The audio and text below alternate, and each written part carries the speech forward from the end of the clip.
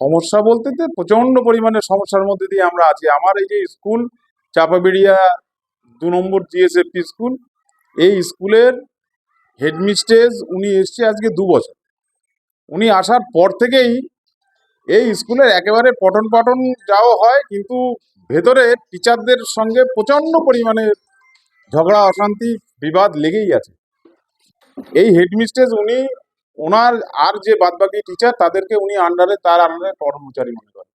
আজকে হঠাৎ করে শুনছি যে উনি সকালবেলায় আজকে 10:30টার সময় স্কুলে আসেননি, এখনো পর্যন্ত স্কুলে উনি আসেননি, কিন্তু গতকালকেই উনি সই করে উনি বাড়ি চলে গেছে। আবার উনি যে ডিপার্চারটাও সই করে গেছে। ওনার এখান থেকে ট্রান্সফারের অর্ডার হয়ে গেছে, উনি চলে যাবেন।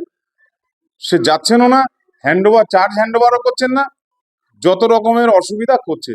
আমরা অবাক হয়ে যাচ্ছি। একটা শিক্ষক শিক্ষিকাদের কথা শুনলে আমাদের মাথা নিচু হয়, আমরা তাদেরকে সম্মান করি, শ্রদ্ধা করি, কিন্তু এই যে হেডমিস্ট্রেস, ইনি যে কি প্রকৃতির মানুষ, কি প্রকৃতির হেডমিস্ট্রেস, আমরা অবাক হয়ে যাচ্ছি।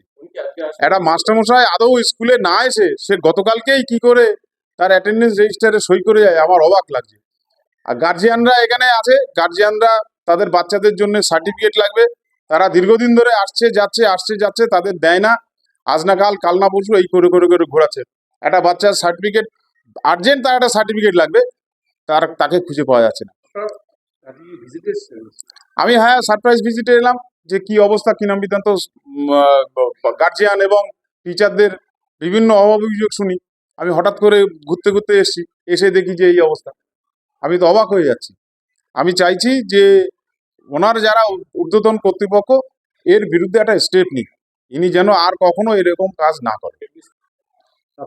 আমি প্রসেনজিৎ বিশ্বাস, আমি এই স্কুলের সভাপতি এবং কাউন্সিলর।